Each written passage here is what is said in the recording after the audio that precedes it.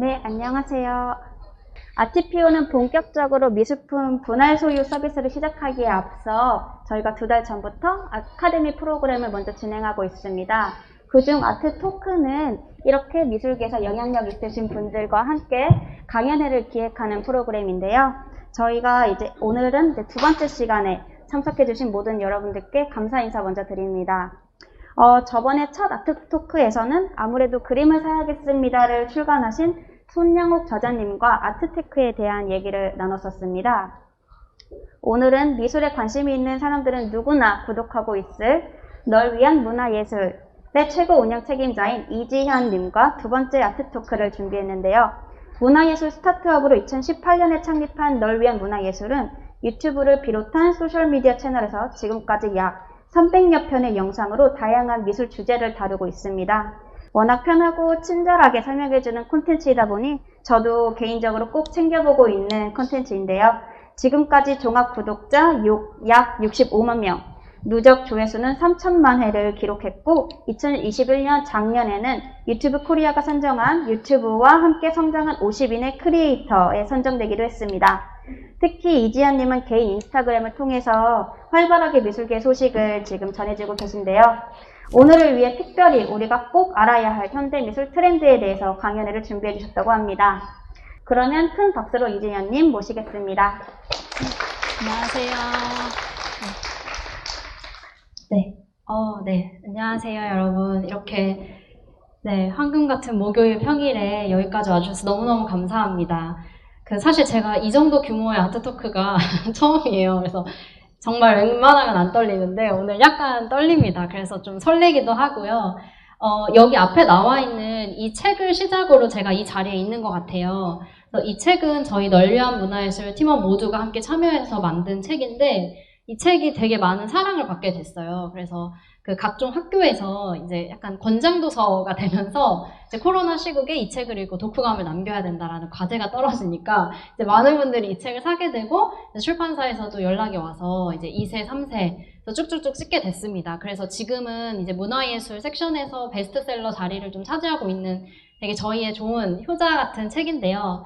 그 뒤에도 사실 출간 제안이 되게 많이 왔었어요. 그래서 하루에 한 5개 이상의 출판사에서 연락이 오더라고요. 그래서 세상에 이렇게 많은 출판사가 있구나 라는 생각도 좀 들었고 책이라는 게 분명히 사라진다고 했는데 전혀 그렇지가 않다라는 거를 새삼 체감하면서 사실 트렌드라는 게 우리가 되게 글로 접하는 것과 또 실제 이 동시대를 살아가고 있는 건 또 조금 다르구나라는 생각도 들면서 오늘은 좀 실질적으로 제가 경험하고 체감한 것들에 대한 얘기를 좀 하려고 합니다. 오늘 여기 앞에 전시 관람부터 작품 구매까지라고 제가 부제를 좀 붙였는데요. 사실 전시 관람이라고 하는 건 좀 익숙하실 수도 있을 것 같아요. 왜냐면 저희 널 위한 문화예술도 주로 전시회를 가는 많은 독자들을 위한 추천 콘텐츠를 만들어 왔거든요.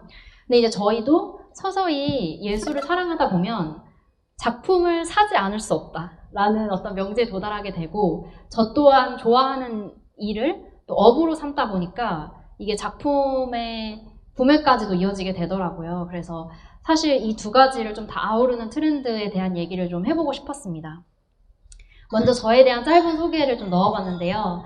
저는 학부에서 경영학을 전공했습니다. 그래서 여기 앞에 나와 있는 것처럼 좀 서점에서 전공생 아니면 절대 손대지 않을 것 같은 책들을 학부에서는 공부해 왔는데 제가 이 공부를 하면서 사실은 원래 꿈은 좀 되게 사람들에게 재미있게 무언가를 전달하고 싶어가지고 선생님이 꿈이었는데 입시에는 안타깝게도 실패를 해서 이제 경영학을 어쩌다 보니까 준비하게 됐어요. 그래서 공부를 하면서 이 3가지에 있는 것들은 제 적성은 아니었지만 마케팅이라든지 소비자 행동이라든지 이런 거 되게 관심이 많았었어요. 이제 그러다가 우연히 제가 다니는 학교에 디자인 도서관이 생겼더라고요. 그래서 제가 좀 이렇게 등록금을 뽕 뽑고 싶은 욕구가 되게 강한 학생이어가지고 이제 우주공강 시간마다 여기를 가서 디자인 책을 되게 많이 읽었었어요. 근데 그 중에서 제가 여태까지 접했던 가장 쉽고 친절한 미술사 책을 하나 발견했어요. 아마 이 책을 접하신 분들도 꽤 많을 거라고 생각이 되는데 클릭 서양 미술사라고 하는 책입니다. 그래서 제가 이걸 읽다 보니까 대학에서 내가 졸업하기 전에 이런 실용적인 경영학문도 물론 좋지만 이런 좀 인문학을 하나 공부하고 졸업하고 싶다라는 욕구가 들어서 그래서 미대로 좀 달려가서 이 공부를 더 하고 싶다라고 교수님께 문의를 드렸어요. 근데 교수님이 저한테 하셨던 말씀이 이제 우리 학교에는 이론 수업이 없다.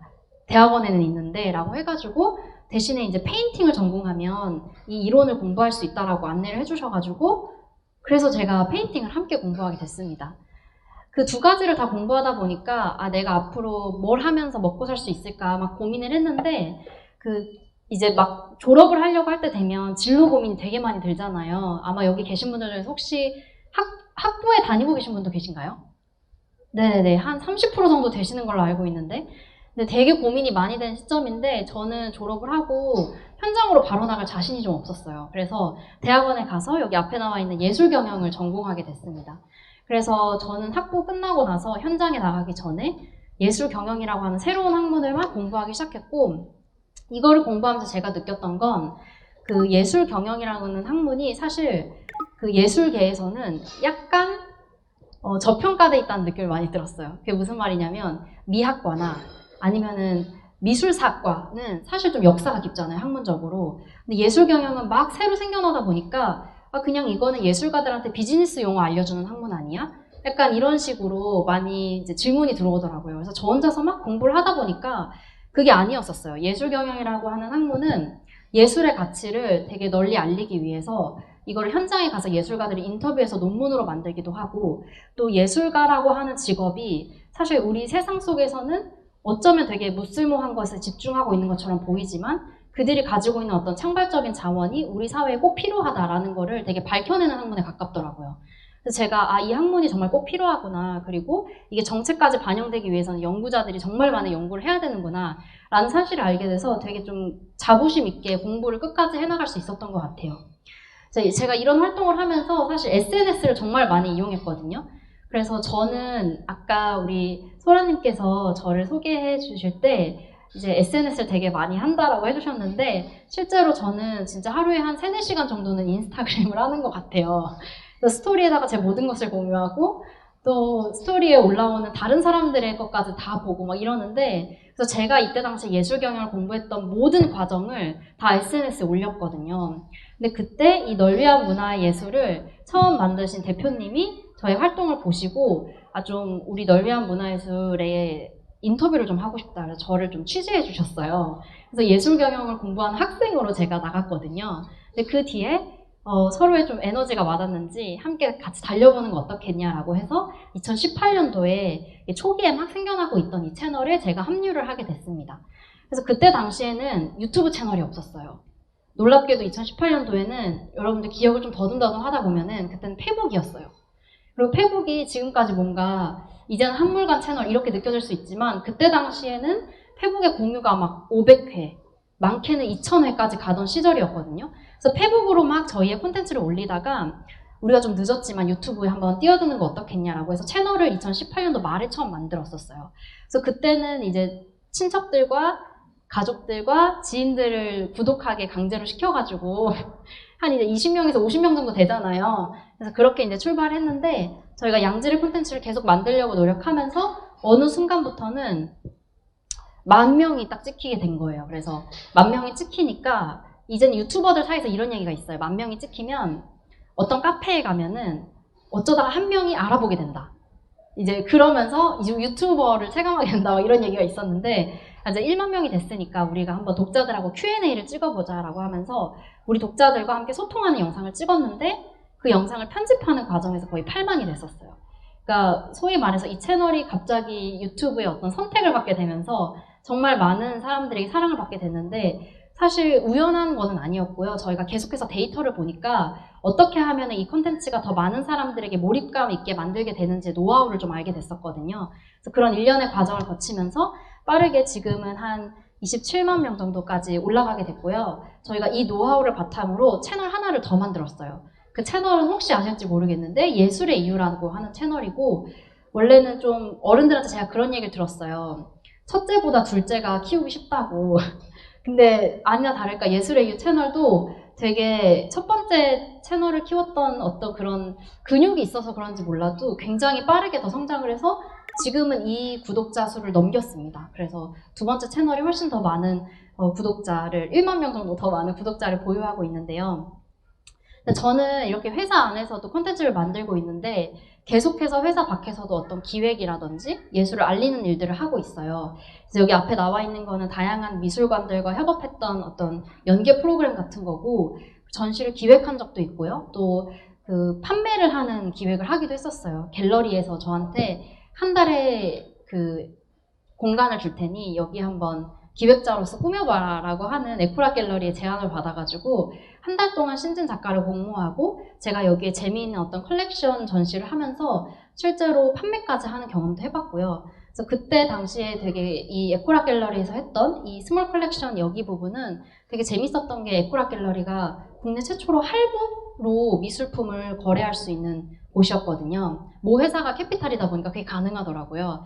그래서 MZ세대가 되게 한 달에 한 5,600원 정도로 한 5년 정도 할부로 하면은 작품을 살 수 있게끔, 그래서 제가 이제 한 달에 아메리카노 한 잔을 조금 세이브하면 작품을 살 수 있다 이러면서 여기서 되게 많이 판매를 했던 기억이 납니다. 그래서 이런 식으로 저는 이제 다양한 기획들도 외 내부로 하고 있는데, 그러다 보니까 정말 주변에서 저한테 덕업일치를 정말 하고 있는 것 같다라는 얘기를 해주시더라고요. 그래서 저는 사실 일과 삶의 분리가 없는 삶을 오히려 추구해 왔어요. 그래서 일을 하지 않는 시간에도 일에 도움이 되는 활동이고, 일을 하는 동안에도 되게 개인적인 시간처럼 느껴지는 되게 묘한 삶을 살고 있는데, 이 덕업일치를 하다 보니까 제가 많은 창작자를 만나게 되고 많은 서비스를 막 이용하게 되니까 어떤 트렌드 같은 거를 좀 느끼게 된 것 같아요. 그래서 그거를 여러분들에게 오늘 짧게 소개를 해드리려고 합니다. 먼저 여러분, 최근에 미술 시장이 되게 부흥하고 있다라는 소식을 좀 들으신 적이 있으신가요? 네, 기사를 보면 막 미술 시장이 대호황이다. 근데 어떤 쪽에서는 거품이다. 이제부터 시작이다. 막 이런 다양한 채널들이 쏟아지고 있는데, 사실 저는 이 모든 것들이 다 미술 시장에 대한 이례적인 관심이 많이 불러일으키고 있는 시대라는 생각이 들었어요. 사실 창작자들도 되게 혼란스러워 하시거든요. 이런 시대에 내가 뭘 해야 되는가? NFT 발행해야 되나? 막 이런 것부터 시작해서 기획자들도 되게 많이 시도를 할 수 있는 환경이지만 또 그만큼 혼란스럽기도 하고. 근데 저는 최근에 이제 아트페어가 또 곧 열리는데, 혹시 프리즈와 키아프가 열리는 걸 알고 있으신지 모르겠어요. 지금 바로 다음 주에 가장 큰 규모의 아트페어가 열리거든요. 그래서 이런 것들 이제 준비하다 보니까 미술계가 정말 들썩들썩해요. 그래서 이런 와중에 어떤 서비스들이 생겨나고 있고, 또 저는 어떤 걸 이용해 왔는지 소개해 드리려고 하는데, 저도 이제 이런 붐이 일어나다 보니까 또 이런 붐과 별개로 제가 창작자를 만나다 보면 나도 미술 작품 한번 사볼까? 라는 생각이 들게 돼요. 그러니까 미술관에 갔을 때는 처음에는 당연히 거기에 거장들의 작품이 있잖아요. 혹시 여러분 이 앞에 있는 이 작품이 어떤 작가인지 아세요? 네. 끄덕끄덕 거리시는 분들이 꽤 계시는데요. 네. 한번. 네, 맞습니다. 데이비드 호큰이에요. 이거는 구하우스 미술관에 제가 갔을 때 정말 큰 규모의 작품인데, 사실 미술관은 정말 거장의 작품들이 많잖아요. 그러다 보니까 구매하려고 하는 생각을 미처 못했던 것 같아요. 미술관은 그냥 입장료를 내고 들어가는 거니까. 근데 제가 갤러리를 가서 이제 판매 가능한 작품들을 보기 시작하니까 그냥 우연히 작품 가격을 물어보는데 정말 막 넘을 수 없는 가격 정도는 아닌 거예요. 저의 머릿속에 막 억대, 몇천 대인 줄 알았는데 몇백 대이기도 한데, 물론 몇백만 원도 비싼 돈이지만 사실 우리 돈 모아서 명품에 대한 욕구 다들 있으시잖아요. 그러니까 명품을 사는 정도의 가격으로 작품을 살 수 있다라고 하면은 내가 영원히 범접할 수 없는 곳은 아니겠다라는 생각이 들다 보니까 이때부터 작품을 구매해야겠다라는 관점으로 갤러리를 다니기 시작했어요. 근데 저의 첫 구매는 조금 그 독특한 케이스로 이루어져 있는데, 혹시 여러분 이 앞에 있는 작가 혹시 아시나요? 여러분 되게 많이 하시네요. 지금 끄덕이는 분이 있는데 혹시 조금 소리를 내서 얘기해 줄 수 있나요? 자신 있게. 네. 크리스토. 맞습니다. 네. 마스크를 쓰고 있어서 제가 어렴풋하게 들렸는데 크리스토라고 하는 작가입니다. 이 작가는 여러분 지금 여기 보면은 뭐 베를린의 국회의사당이랄지 아니면은 엄청 중요한 가교, 달이라든지 엄청나게 큰 공간들을 랩핑하는 작가예요. 이게 실제 건물이고요. 이거 랩핑하는데 여러분 얼마만큼의 시간이 들었을까요? 무려 24년이 걸렸다고 합니다.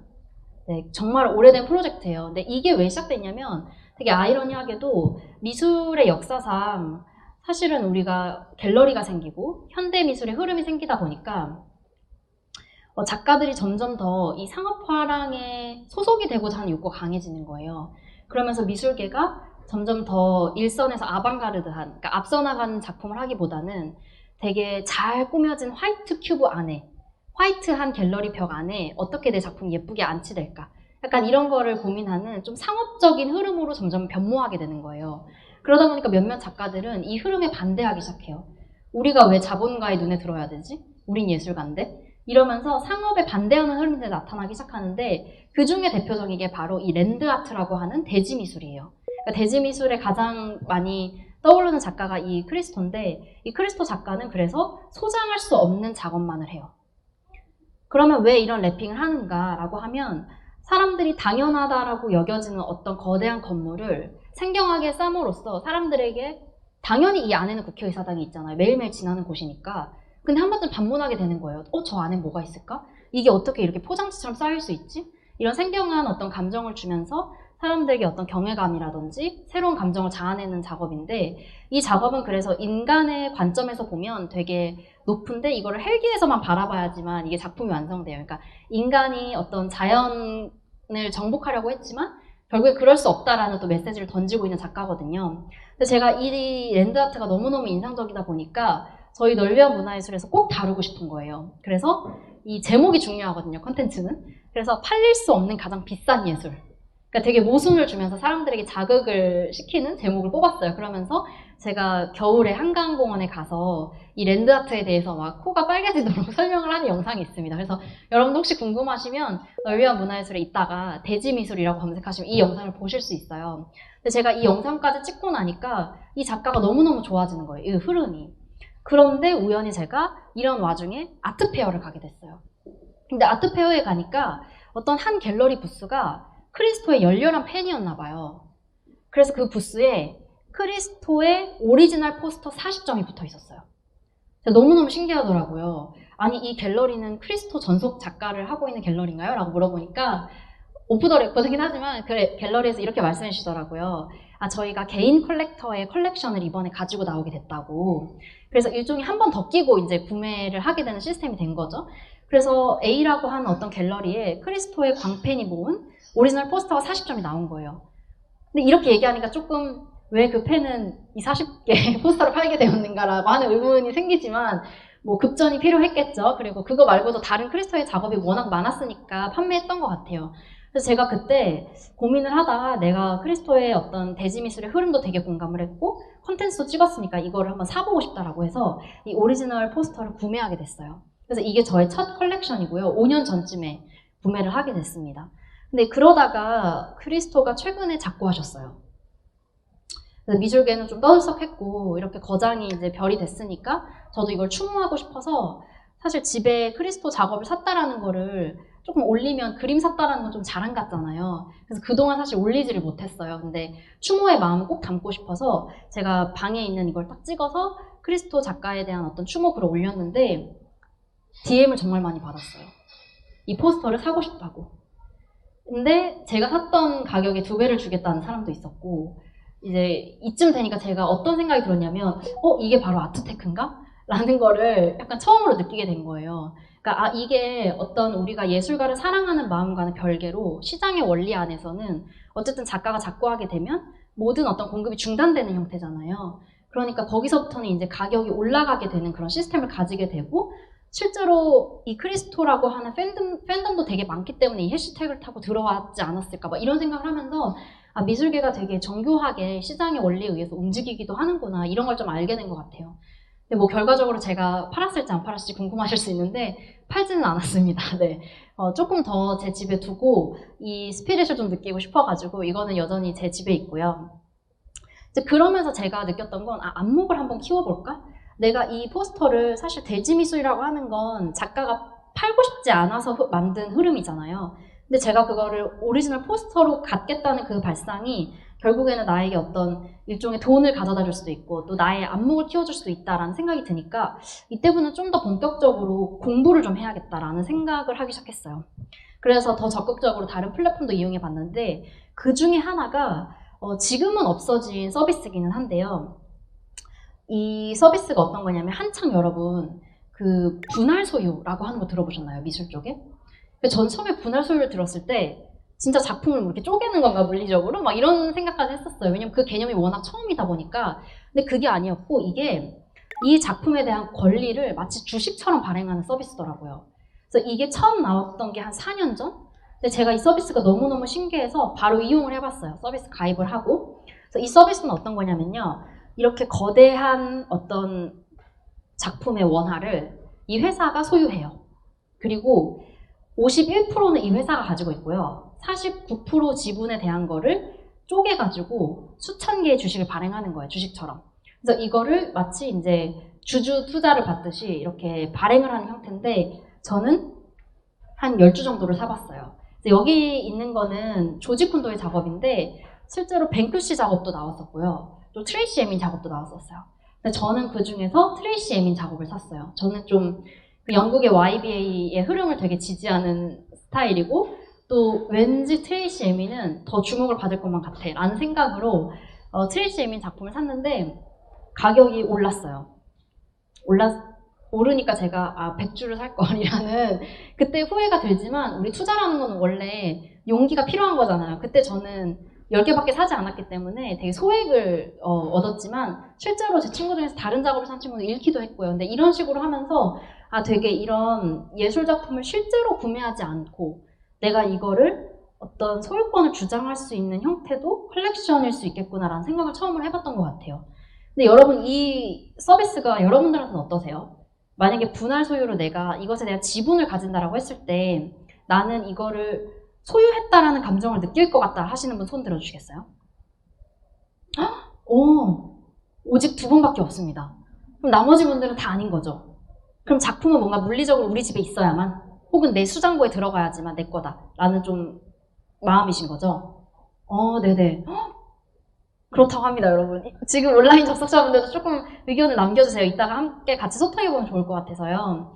근데 저도 사실은 이 대다수가 끄덕인 쪽에 가까웠는데 이 서비스를 제가 이용했던 사실 이유는 이 수장고가 이것의 주식을 단 한 개라도 그 발행한 어떤 권리에 단 한 개라도 가지고 있는 사람만이 QR코드를 찍고 들어갈 수 있는 수장고가 있는 거예요. 그러니까 저는 거기서 사실은 제가 좀 소장했다라는 감정을 느꼈거든요.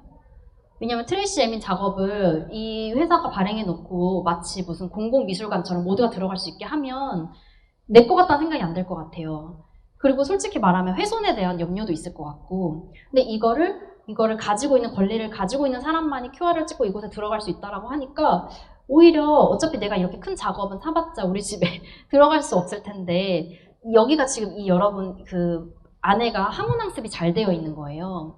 그러니까 이게 작품을 사다 보면은 작품 컨디션을 유지하는 것도 이슈가 되더라고요. 특히 장마철이고 또 우리 자연 채광이 많이 들어오는 가정집 같은 경우에는 작업을 잘 소장하는 것도 되게 이슈예요. 많이 구매하다 보면. 근데 이렇게 전문적으로 항온항습을 딱 유지해주는 수장고가 있다라고 하면 오히려 저는 더 안정적으로 느껴질 것 같거든요. 그래서 저는 이 서비스가 그래서 좀 저에게는 어떤 소장을 했다라는 감정을 줬다라는 생각이 들었어요. 그래서 이런 서비스가 일종의 최근의 트렌드 중에 하나이지 않을까라는 생각이 좀 들어서 가져왔고요.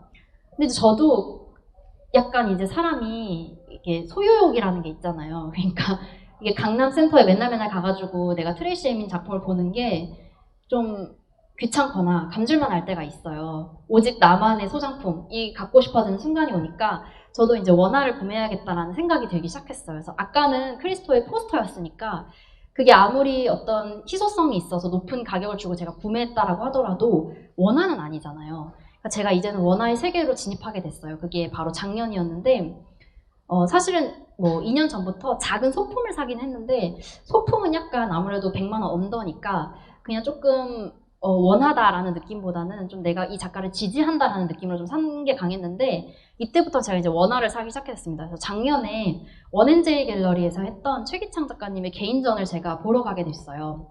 근데 보러 갔는데 이 작가님의 작업 스테이트먼트를 읽는데 너무너무 와닿는 거예요. 그러면서 이 작가님의 스튜디오까지 방문하게 됐어요. 근데 스튜디오에 방문을 하니까 정말 그제서야 이 작가님의 작업은 내가 한 점 사야겠다 그러니까 이 사람의 예술관을 내가 어떻게든 소장할 수 있는 방식은 원화를 사는 거다라는 생각이 드니까 이 갤러리에 전시가 한 달 동안 했는데 5번 넘게 갔어요. 그러니까 이게 제가 금액을 여러분들 다 그냥 조금 실제적인 정보 다 듣고 싶으시죠? 그러니까 이게 거의 한 이제 300만 원을 위로 올라가게 되면은 사람이 구매할 때 되게 신중하게 되더라고요. 전 제가 되게 쿨하게 구매할 줄 알았는데 막 다음날 갔다가 또 다음날 갔다가 이거 홀드해주세요 막 이랬다가 되게 구질구질한 컬렉터처럼 한 5번을 방문하게 됐어요. 그러면서 마지막에 이런 것도 있었어요. 제가 살려고 하니까 이게 내 집에 걸어놓게 되잖아요. 그러니까 우리 집의 분위기도 생각하게 되는 거예요. 그리고 우리 집에 누군가 손님이 왔을 때 이 작품을 본다면 그러니까 막 진짜 10가지, 수만 가지 생각이 들기 시작해요. 작품을 사려고 하니까 이것도 되게 재밌다라는 생각이 좀 들었었어요. 그래서 결과적으로 제가 한 작품을 구매하게 됐고 되게 저한테는 좀 소중한 스타트였던 것 같아요. 이제 그러다 보니까 제가 아까 덕업일치, 저는 이제 이걸 업으로도 하고 있다 보니까 이거를 기획이나 저희 프로젝트로 풀어내기도 하잖아요. 그래서 최근에 아트페어가 정말 많이 생기고 있거든요. 그래서 지금 최근에 가장 생겨난 건 울산 국제 아트페어입니다. 그래서 부산, 대구 다 생겼잖아요. 그러니까 울산도 사실은 도시의 규모로 따지면 하나 있어야 되는 정도의 규모거든요. 그래서 울산에도 아트페어가 생겼는데 이 아트페어 쪽이 저한테 연락이 왔어요. 좀 MZ세대를 위한 재밌는 컬렉터를 위한 그 프로그램을 한번 만들어줄 수 있겠냐. 그래서 제가 만들었던 게 뉴 컬렉터 트립이었어요. 그래서 저는 그 구겐하임이나 이런 곳에서 YCC라고 영 컬렉터 카운슬 뭐 이런 것들을 많이 만들거든요. 근데 저는 그 영이라는 단어가 조금 마음에 들지 않더라고요. 왜냐면 약간 젊고 아니고를 약간 구분하는 것 같아서. 그래서 언제든 우리는 새롭게 진입하는 모든 사람들을 포함하고 싶다라는 생각으로 저는 new라는 단어를 써봤어요. 그래서 좀 이번에 막 작품을 한번 사볼까? 라는 새로운 컬렉터들을 위해서 제가 재미있게 해설해주고 호텔을 제공해주고 워크숍을 하고 그리고 모의 주식처럼 가상에 500만 원이 있다라고 생각하고 이제부터는 아트페어를 돌아다니면서 포트폴리오를 만들어 오세요. 이런 제가 미션을 줬어요. 그러니까 사람들이 500만 원의 가상의 통장이 꽂혔잖아요. 근데 가상인데도 되게 과몰입을 잘 하시더라고요. 그러니까 이 미션이 되게 중요했던 것 같아요. 그러니까 처음에는 제가 만약에 자 이제 아트페어 쭉 둘러보고 오세요. 제가 강의해드릴게요 라고 하면은 그냥 슬렁슬렁 다니셨을 것 같은데 500만 원의 예산이 있고 이걸로 여러분들의 포트폴리오를 짜오세요라고 하니까 어떤 분들은 성향이 보여요. 막 50만 원짜리 10개를 하신 분도 있고 나는 500만 원 한 점을 사겠다 막 이런 분들도 있고 끝끝내 막 너무 과몰입해서 스트레스 받으시는 분도 있고 되게 다양했어요. 근데 이거를 살려고 하는 마음으로 아트페어장에 가는 것과 아닌 것을 제가 정확하게 구분하고 싶었던 거거든요.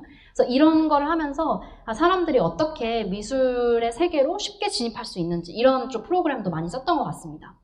그래서 오늘은 제가 이런 활동들을 하면서 느꼈던 몇 가지 재미있는 기획 사례들 그리고 새롭게 이 미술 시장에 진입한 사람들은 어떤 것에 반응하는가 그리고 어떤 기획들이 성공했는가 그것이 금전적인 당장의 성공이 아니더라도 엄청나게 많은 반응을 이끌어내서 가능성이 있다라고 생각하는 좀 것들을 전 트렌드라고 생각하고 있거든요. 그래서 이런 것들을 몇 개 안내해 드리려고 합니다. 그 전에 여러분 이게 그 예술경영지원센터에서 매년 미술시장 실태조사라고 해가지고 미술시장을 집계하는 통계를 만들어요. 근데 여기를 보니까 창작과 소비 사이에 유통이 있거든요. 그래서 이 유통을 보면은 되게 많은 것들이 있어요. 위에서 보면은 뭐 경매 있고 아트페어 있고 화랑 있고 미술관 있고 다양한데 여기서 그러면 이런 생각하실 수도 있어요. 미술관은 미술품 유통하는 곳인가요? 여기는 비영리 혹은 전시를 하는 국가에서 운영하는 곳 아니에요? 이런 생각을 하실 수 있는데 실제로 미술시장에서 미술관이 작품을 구매하는 경우도 되게 많아요. 이게 무슨 말이냐면 미술관이 매년 미술은행 제도라고 해가지고 작가들의 작품을 매년 소장을 하는데 그거를 응모를 받아서 소장을 해줘요. 그래서 이런 흐름도 있다라는 거. 근데 어쨌든 크게는 이렇게 3가지 섹션입니다. 미술품이 거래되는 흐름들은 크게는 갤러리를 통해서 일단 1차적으로 판매가 되고요. 두 번째, 우리가 갤러리를 통해서 아까 제가 최기창 작가님의 작업을 소장했잖아요. 근데 만약에 제가 나중에 최기창 작가님의 작품을 리셀 하고 싶어요. 그럼 어디다 팔아야 될까요? 그러면 이제 경매회사로 가야 되는 거예요. 경매회사가 이 가치를 감정해주고 이거에 대해서 이제 다른 컬렉터들의 수요를 보고 일종의 그 응찰을 받는 형태인 거죠. 그래서 이 경매회사가 있고요. 그 다음에는 화랑이 여러 번 모여가지고 일종의 큰 행사를 하는 게 아트페어죠. 그래서 다음 주에 열리는 프리즈 아트페어나 아니면 키아프도 다 이때 하는 이 아트페어에 속하는 거거든요. 그래서 크게는 이렇게 세 가지로 이루어지는데요. 그래서 우리는 이거를 1차 시장과 2차 시장으로 이렇게 구분을 하곤 해요. 근데 사실은 1차 시장, 2차 시장이 되게 종사자적인 구분이라는 생각을 저는 많이 했어요. 사실 구매를 하는 사람 입장에서는 그냥 내가 좀 더 손쉽게 리셀을 하고 싶은데 미술 쪽에서는 경매 회사에 가서 이게 그 가치 감정 평가를 받는 게 이게 보통 쉬운 일은 아니에요. 돈도 드는 거고. 그래서 이 시장에 조금 혁신이 필요하겠다라는 생각도 좀 전 들기도 했었어요. 그래서 1차와 2차 시장이 되게 나뉘어져 있지만 사실은 우리처럼 미술을 좋아하는 사람들은 그냥 좀 더 파워풀하게 예술가의 정보를 더 많이 알고 싶고 더 많이 사고 싶고 그러기 위해서 나의 작품이 필요하면 리셀도 편하게 하고 싶고 저는 좀 이런 니즈를 최근에는 많이 발견했던 것 같아요. 근데 최근에 통계를 보니까 실제로 MZ세대의 컬렉터들이 굉장히 많이 늘고 있더라고요. 이거는 아트바젤이 매년 이렇게 리포트를 해주는 건데 여기 보면은 그 고액 자산가 컬렉터 중에 50% 넘게 다 MZ세대라고 하더라고요. 물론 우리 MZ세대를 학자마다 다르게 구분하고 있기는 하고 또 Z세대가 아닌 M세대는 막 40 후반까지도 가는 경우가 있다 보니까 정말 이것이 그 최근의 흐름이 맞나요? 라고 반문을 던질 수도 있지만 실제로 이 Z세대도 되게 많아졌고요. 그리고 예전에는 그 한 사람당 거래하는 작품의 규모가 되게 컸어요. 그러니까 한 사람이 뭐 10억짜리 작품을 구매한다거나 이걸로 시장이 되게 커지고 있었는데 최근에는 이 구매하는 사람들의 명수가 높아지고 그 사람이 구매하는 단위는 낮아진 거예요. 그러니까 참여하는 사람들이 더 저가 컬렉터들이 많아지고 있는 흐름인 거죠. 그러니까 사실은 새로운 세대들의 진입이 굉장히 활발해지고 있다는 거를 아트바젤의 통계를 통해서 좀 알 수 있었어요. 근데 이제 우리가 작품을 사려고 하다 보면은 두 가지의 좀 흐름으로 나뉘는 것 같거든요. 하나는 뭐냐면은 제가 계속해서 말했던 게 미술품 컬렉터였잖아요. 근데 사실은 미술 쪽에 투자자들도 있어요. 물론 이 두 가지의 것들을 마치 MBTI처럼 그러니까 E의 성향이 뭐 51%, I가 49% 뭐 이런 식으로 하면서 나눠질 수도 있겠지만 크게 이렇게 두 가지가 있는데 사실 미술품 컬렉터는 좀 더 취향을 기반으로 하고 있어요. 내가 이 작가의 작품을 사는데 내 마음을 움직였다. 혹은 이 작가에 대해서 더 디깅해보고 싶다. 관심이 생겼다. 일종의 미술품 컬렉터는 좀 더 작가에 투자하는 느낌이 좀 강하죠. 이 작가를 후원하고 싶은 마음도 있는 거고 다음에 전시를 응원하고 싶은 마음도 있는 거고 그리고 미술품 컬렉터는 그러다 보니까 자신의 안목으로 꾸려진 거라서 이 컬렉터를 익명 처리하고 이 사람의 방에 딱 들어가잖아요. 그러면 이 사람은 어떤 취향인지 알 것 같다 라는 게 딱 보여요. 그러니까 마치 나는 누구입니다를 내 컬렉션으로 말해줄 수 있는 사람들인 거죠.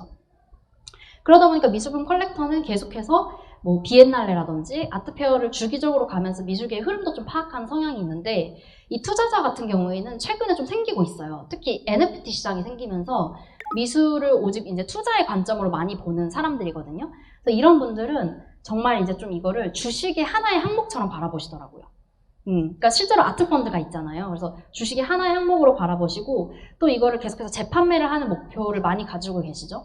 그러다 보니까 내가 재판매를 했을 때 시세 차익이 얼마나 될까 이런 것들을 노리면서 좀 안정적인 투자를 많이 하려고 해요. 근데 이제 저는 저의 성향은 좀 미술품 컬렉터에 좀 가깝고 사실 롱런하기 위해서 저는 미술품 컬렉터가 모두가 좀 더 성향이 조금 더 높았으면 좋겠다라는 생각을 많이 가지고 있거든요. 그리고 실제로 최근에 진입하는 MZ세대들도 되게 좀 더 컬렉터의 성향을 많이 가지고 있다라고 좀 느껴질 때가 많아요. 그래서 최근에 컬렉터들은 자기를 미술품 투자자다라고 소개하기보다는 좀 더 나는 미술품 컬렉터입니다라고 소개하는 걸 좀 더 선호하는 거죠. 실제로 이 컬렉터라고 했을 때 좀 더 자기가 멋있어진다고 저는 생각해요, 개인적으로. 왜냐면 내가 투자자라고 하면 사실은 돈을 벌 수 있는 더 다양한 그 방법들이 전 있다고 생각하거든요. 뭐 다른 주식을 할 수도 있는 거고. 근데 우리가 굳이 미술 쪽에서 어떤 컬렉팅을 한다라고 한다면 안목과 그 다음에 예술가를 후원하는 마음 이런 것들이 사실 완전히 배제되고는 이걸 롱런하기는 좀 어렵다라는 생각을 가지고 있습니다. 그래서 작품을 좀 구입할 때 내가 이거를 좀 지속적으로 하기 위해서는 작품과의 교감도 중요하고 또 내가 샀던 작품의 작가를 계속해서 트래킹하고 팔로우업하는 것도 좀 중요한 것 같아요. 지금부터는 제가 몇 가지 이제 좀 재밌는 사례를 공유해 드리려고 하는데요. 여러분들 되게 듣다 보면은 와 신기하다 이런 생각 많이 하실 수도 있을 것 같아요. 첫 번째는 바로 이 더 스크랩이라고 하는 행사입니다. 혹시 이거 가셨던 분이나 아시는 분 계세요? 네네네네. 이게 제가 컨셉을 소개해드리면 제가 앞에 이제 취향에 대한 것들이 MZ세대 사이에서 되게 많이 일어나고 있다고 했잖아요. 저는 그걸 가장 잘 보여주는 행사라는 생각이 들었어요. 볼게요. 여러분 여기가 아트페어장이에요. 근데 어때요, DP가? 조금 독특하죠? 참고로 이 아트페어는 100명의 사진작가의 10점의 작품을 판매하는 아트페어예요. 엄청난 규모의 예술가들이 함께하고 있죠. 그런데 그 사진을 A3 크기로 동일하게 뽑았어요. 그리고 전시장에는 캡션이 없습니다. 입장을 할 때는 어떤 영수증 같은 걸 받아요. 그래서 1부터 10까지 당신이 캡션을 보지 않고 오직 당신의 마음을 움직인 10가지의 작품을 적도록 해요. 이제 컨셉이 조금 이해 가시죠? 그러니까 우리가 어떤 작품을 바라볼 때 여러분 혹시 미술관 가실 때 작품 보기 전에 약간 캡션부터 보게 되는 습관 있는 분 안 계신가요? 약간 우리가 이 작품을 보기 전에 뭔가 사전 정보를 아예 없이 보는 게 약간 두려움이 있는 것 같아요. 내가 이걸 잘못 해석하면 어떡하지? 그리고 이 작가가 누구인지를 알 때 좀 더 쉽게 설명이 되는 부분이 있다 보니까 미술관을 가면 자연스럽게 고개를 살짝 숙여서 캡션으로 가는 거예요, 우리가. 근데 이거를 기획한 사람들은 요즘의 흐름으로는 우리가 정말 그런 캡션 없이 오로지 나의 마음에 드는 작품 그 자체만으로 그 내적인 감상을 하는 흐름들을 좀 간파를 한 거죠. 그래서 이 기획자가 이런 컨셉을 만들어서 기획을 했는데 정말 많이 미술계의 회자가 되는 그게 됐어요. 저는 이거를 한번 갔었는데 너무너무 신기했었거든요. 마지막에는 그 벽면에 그러면은 1000개의 작품이죠. 100명의 작가가 10점을 제출하니까 1000개가 벽에 다 붙어 있어요. 그래서 마지막에 최종 체킹을 할 수 있죠. 그래서 저도 이제 영수증에 총 10개를 체크를 하는데 사실은 이 더 스크랩이 사이트에 10명의 작가의 이름은 공개해요, 사전에. 그래서 제가 사전에 보거든요. 보면은 제가 좋아하는 작가가 몇 명 있어요. 자, 그러면은 미션이죠. 내가 현장에 갔을 때 그 작가의 구도나 어떤 화풍을 잘 알고 있으면 캡션 없이도 딱 고를 수 있겠죠. 근데 만약에 이 작가가 사진 작업이다 보니까 이게 사실 화풍이 딱 드러나지 않는 경우가 있어요. 이 작가가 좀 더 새로운 구도로 찍으면 내가 기존에 이 작가의 작업을 좋아했어도 이 작가인지를 모르는 어떤 작업들도 되게 많거든요. 근데 저는 100명의 작가 리스트를 미리 보고 갔는데 내가 황예지 작가의 작업을 꼭 이 10개 안에 3개를 꼭 넣어야지라고 했는데 딱 마지막에 제가 이렇게 하고 나서 10개 딱 하고 나서 이런 데스크로 가요. 그럼 여기에 딱 흰색 장갑을 낀 기획자분들이 이제 10개의 그것들을 담아줘요. 담아주고 나서 마지막 뒤를 딱 보면 캡션이 있죠. 그러니까 이제 저를 딱 보게 되는데 제가 원했던 작가는 한 명도 없는 거예요. 그런데 놀라운 거는 무려 3개의 작품이 그 하시시박 작가님의 작품이더라고요. 그러니까 저는 내가 하시시박 작가님을 좋아하네? 그러니까 나 이 사람 좋아하네? 약간 이거 있잖아요. 이걸 알게 됐어요. 내가 만약에 캡션이 없었다면 어쩌면 선택을 하지 않았을 수도 있다? 그런데 내가 이 작품을 캡션 없이 오로지 이것을 오랫동안 감상하다 보니까 정말 새로운 취향을 알게 되는, 그래서 이게 되게 미술계에서 회자가 되게 많이 됐고 이것을 사람들은 취향을 스크랩하는 행사다 이렇게 많이 얘기를 하더라고요. 그래서 최근에 MZ세대 사이에서는 이 작가의 명소도 중요하고 다 중요하지만 이 작품이 정말 나에게 마음에 와닿는가, 이 부분들도 되게 많이 본다라는 그 부분을 좀 얘기해 드리고 싶었고요. 또 한 가지의 어떤 흐름으로는 아까 제가 조각투자 얘기를 했었잖아요. 근데 그거는 그 작가에 대한 어떤 소유권을 발행해서 내가 몇 % 가지고 있는 개념이라면 이 작가님이 했던 프로젝트는 정말 조각을 냈어요. 자신의 작업을. 근데 제가 이거를 와디즈라고 하는 크라우드 펀딩 사이트가 있어요. 이곳에서 이 프로젝트를 봤을 때 너무너무 놀라웠어요. 왜냐면 이 작가님의 감각이 정말 영하시구나. 그리고 되게 기획자적인 면모가 있으시구나라는 생각을 좀 했었거든요.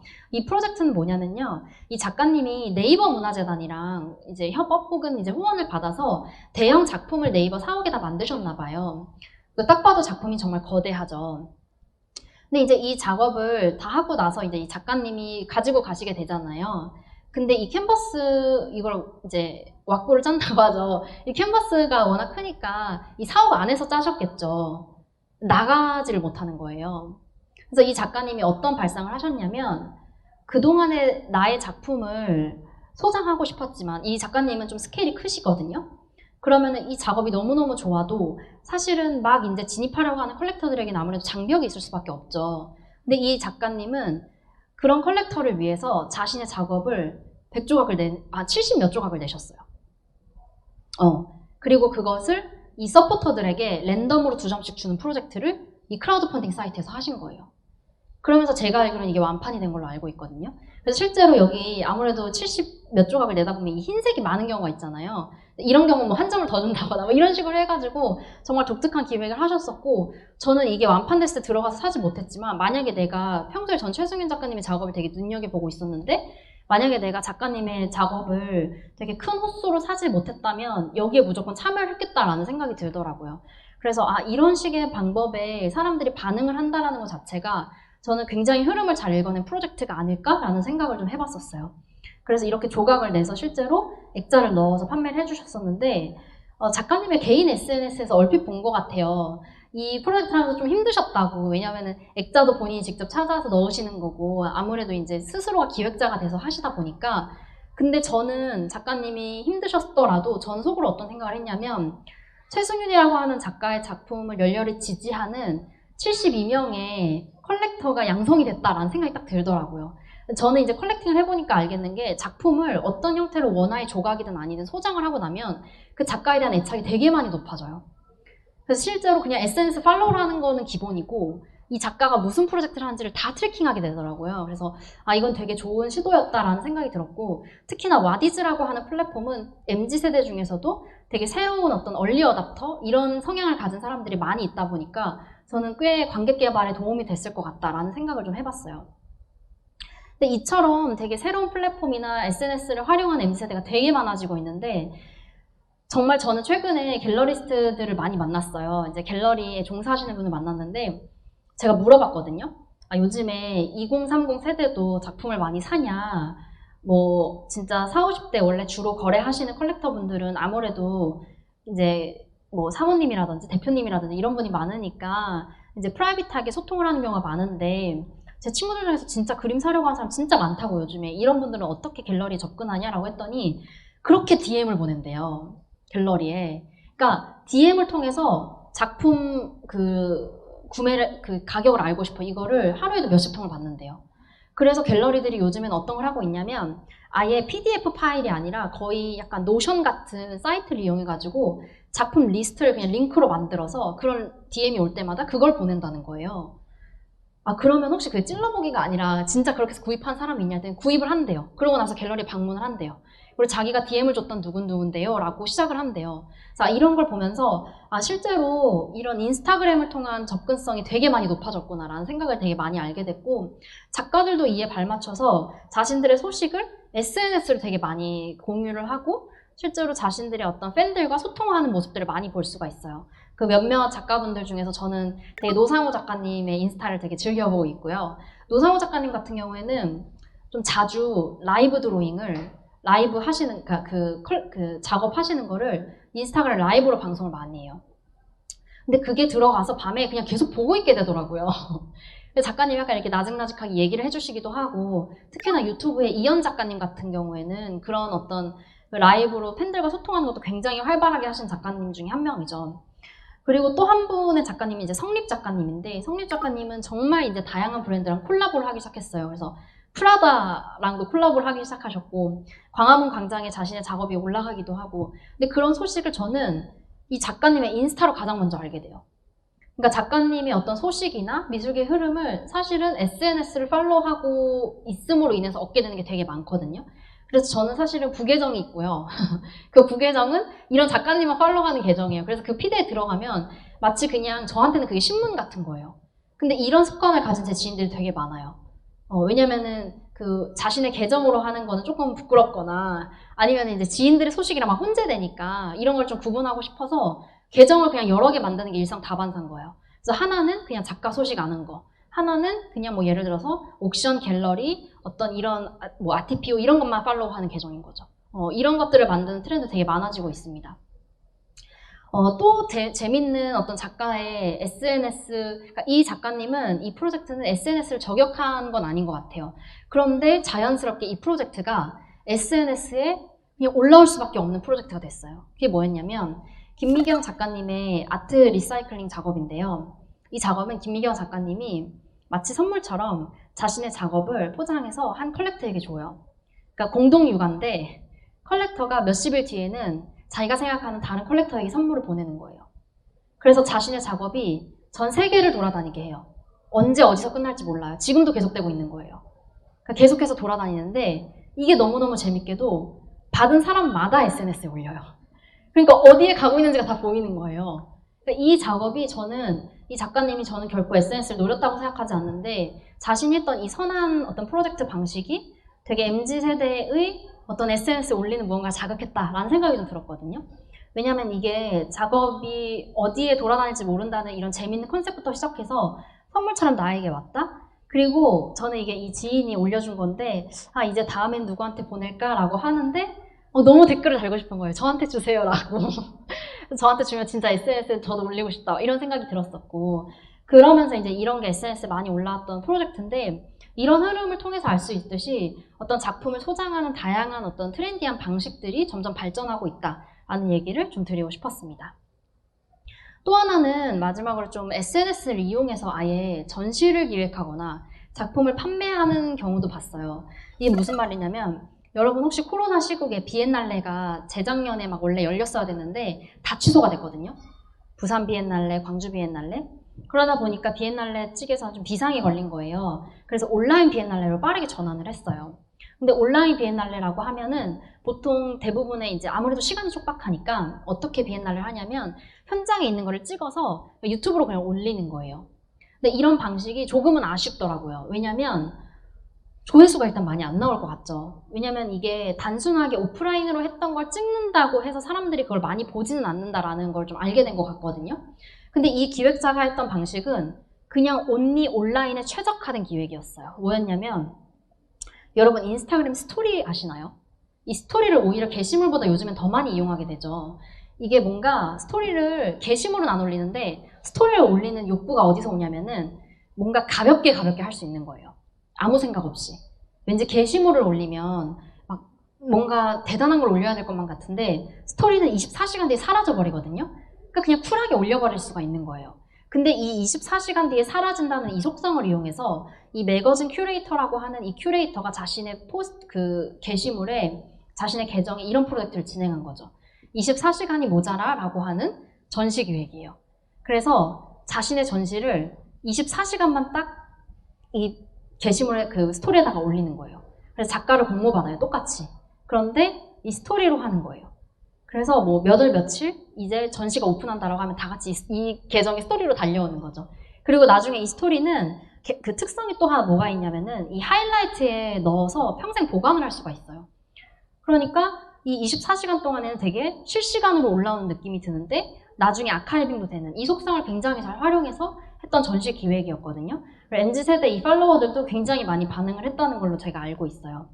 근데 이 사람이 이분이 정말 감각이 좋은 게 뭐냐면 이제는 아예 어떤 걸 활용하냐면 자신이 가지고 있는 계정이 일종의 그냥 모든 것을 다 미술관화할 수 있다라고 발상을 한 거예요. 그래서 아까 제가 그 스토리의 여기를 그 영원히 박제할 수 있다고 했잖아요. 근데 여기의 이미지를 바꿀 수가 있어요. 설정할 수가 있어요. 이 이미지를 작가의 작품으로 하겠다고 하면서도 응모를 해요. 그러니까 작가들은 이 6,000명이 팔로우하고 있는 매거진 큐레이터에 이곳에 노출하고 싶은 자신의 작업을 그냥 보내는 거죠. 그러니까 작가들이 이렇게 나의 작업을 노출할 수 있는 새로운 방식들이 계속해서 진화하고 있다라는 생각이 들었어요. 그래서 하이라이트가 마치 미술관이 될 수 있다. 근데 실제로 정말 많은 작가들이 응모하더라고요. 근데 저는 이거를 보고 누가 응모를 할까? 정말 많이 응모할까 했는데 세상에는 정말 많은 창작자가 있었어요. 근데 그 창작자가 다 미술관에 콜을 받는 건 아니거든요. 이제 막 시작하는 작가님도 계시고 또 졸업을 하신 작가님도 계시고 그런 작가님들은 이런 것에 노출되는 것도 되게 소중한 기회인 거예요. 그래서 진짜 많은 그쪽 층에 있는 작가분들이 여기에 지원을 해서 이렇게 하이라이트가 작품으로 바뀌더라고요. 그래서 이런 것들을 되게 재미있게 반응을 하고 또 소통을 하고 이런 흐름들도 굉장히 많이 생겨나고 있다입니다. 이건 제가 어저께 캡처를 해버린 건데요. 여러분 혹시 미술을 잘 공부하고 싶고 알고 싶다라고 하면은 저는 이 우뚜기 계정을 추천을 하는데, 이 우뚜기 계정 지금 끄덕이시는 분들이 꽤 계세요. 이 우뚜기는 전시장을 소개를 하는데 마지막에는 맛집을 넣어요. 근데 이게 되게 간단하잖아요. 근데 5만 명이 넘었어요. 그러니까 저는 미술 쪽에서 전시를 소개하는 채널 중에서는 가장 크다. 제가 지금 다 분석한 걸로는 5만 1.0이 가장 커요. 그리고 사실 여러분 인스타그램 계정 다 돈 주고 살 수 있잖아요. 외국인 계정. 그 계정이 아니에요. 제가 알기로는 이 계정은 정말 찐으로 5만 명을 모았더라고요. 근데 그 단순한 컨셉으로 모았지만 되게 꾸준함과, 그리고 마지막에 이 사람의 직접 갔다 온 맛집이 들어간다는 게 되게 큰 메리트였던 것 같은데, 어저께 서울 슬랭이라고 하는 어떤 파티가 올라왔어요. 저는 이 파티를 보고 되게 깜짝 놀랐던 게, 여기 함께하는 작가님이 막 양혜규 작가님이 있고, 그리고 이번에 에르메스 재단이 매년 작가를 수상을 해서 상을 주거든요.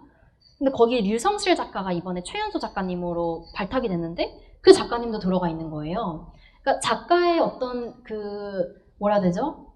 리스트가 너무 신선하고 다채롭다고 해야 되나?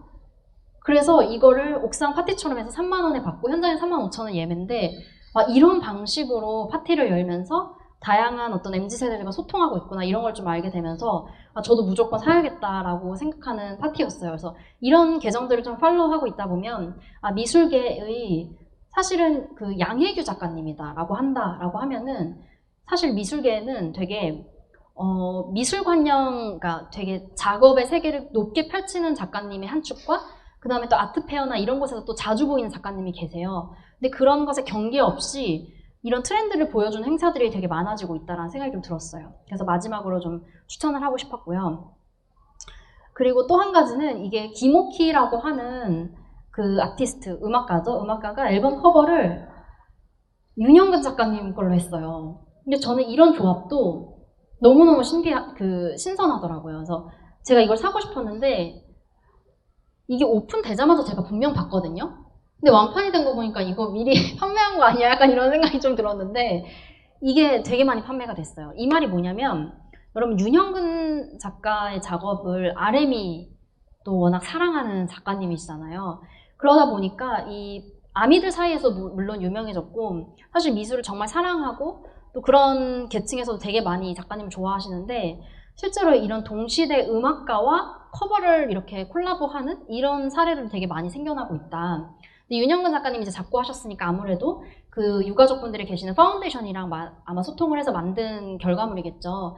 근데 굉장히 저는 이게 소장의 욕구가 되게 많이 들었어요. 왜냐면 윤영근 작가님의 작업은 사실 지금 사고 싶어도 대기가 너무 길고요.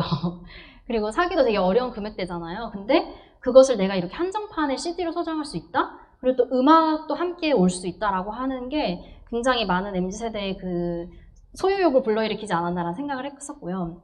또 한 가지 요즘에 또 인기가 있었던 게, 올라퍼 엘리아슨 아시나요? 네, 올라퍼 엘리아슨의 작업은 이걸로 유명하죠.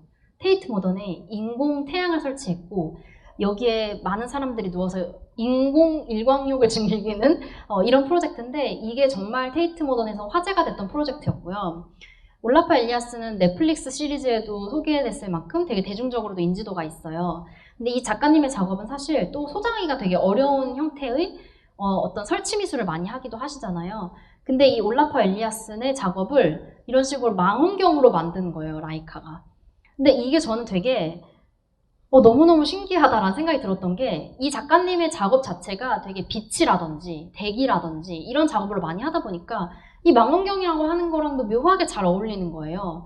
그리고 이게 사실 엄청 실용적인 건 아니지만 오히려 그래서 오브제로서 더 갖고 싶은 욕구가 있는, 그래서 저도 이게 판매일을 되게 많이 기다렸는데 진짜 빨리 완판이 돼요. 그래서 이런 걸 보면서 이게 숨은 고수들이 다 이런 소식을 알고 이렇게 작품을 새로운 방식으로 구입하고 있구나라는 걸 좀 알게 됐습니다. 저는 여러분들에게 마지막으로 좀 진짜 온라인으로 많은 것들이 이루어지고 있다라는 얘기를 한 번 더 드리고 싶었는데, 옥션이 온라인으로 열리는 건 되게 오래됐어요. 근데 최근 들어서는 더 많이 진행되고 있다라고 느껴지는데, 저만 하더라도 현장에 이렇게 탕탕탕 치는 현장 옥션보다는 되게 이렇게 온라인으로 이렇게 진행하는 이 방식을 더 선호하게 되더라고요. 그러니까 이게 좀 더, 그러니까 약간 그런 것 같아요. 뭔가 요즘에 전화 포비아라고 들어보셨나요?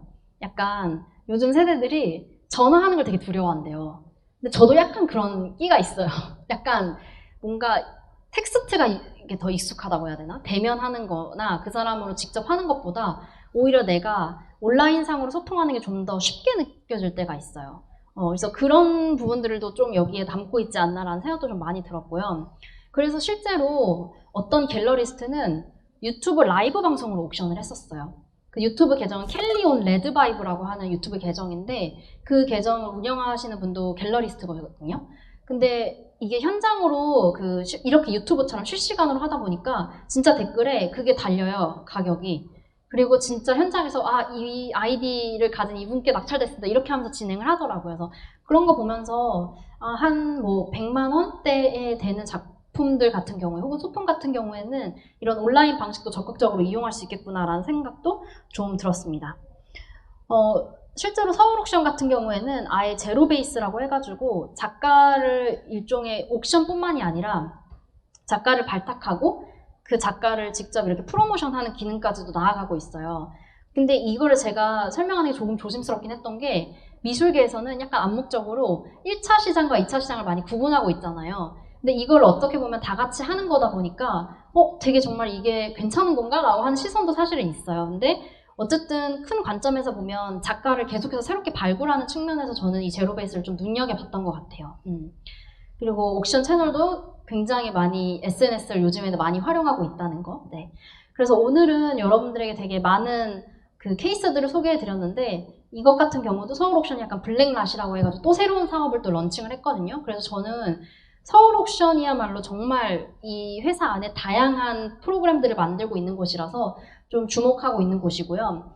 또 저는 최근에 이 강연을 소개받았을 때 아티피오 서비스도 되게 많이 관심을 가지게 됐어요. 왜냐면 제가 그 분할 소유했던 그쪽이 이젠 서비스를 중단하거든요. 그래서 약간 좀 새로운 플랫폼을 제가 찾고 있는데 좀 새롭게 작품을 접근할 수 있는 서비스에 워낙 관심이 많다 보니까 이 아티피오 사이트도 계속해서 보고 있고 그리고 본격적으로 이제 저도 약간 유저로서 한번 활동해볼까 눈여겨보고 있는 사이트 중에 또 하나입니다.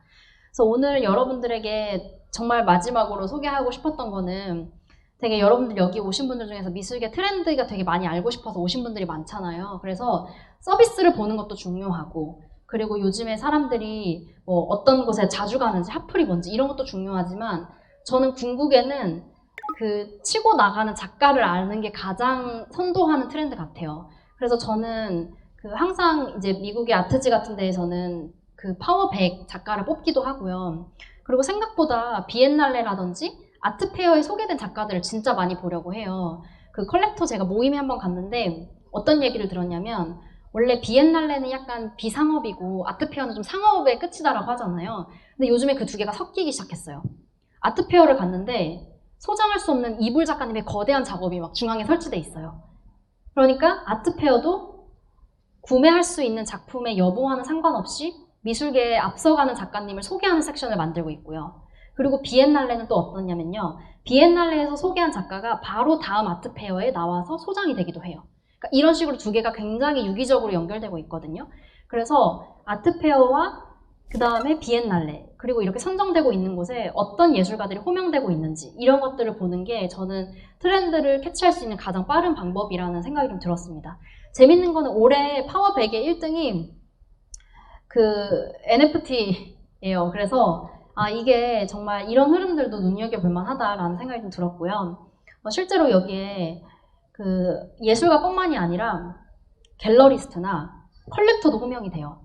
그래서 그런 흐름들을 보면서 저는 그 사람의 약간 인스타를 팔로우한다거나 그리고 그 사람이 만든 서비스나 그 사람이 운영하고 있는 갤러리는 어떤 소속 작가가 있는지 이런 식으로 보면서 좀 스스로 공부하는 법들을 좀 캐치하고 있어요. 그래서 여러분들도 이런 강연을 통해서 트렌드를 찾는 좀 나만의 방식들 그리고 하나 정도를 좀 디깅하는 나만의 루트를 찾아보시는 것도 좀 추천을 드립니다.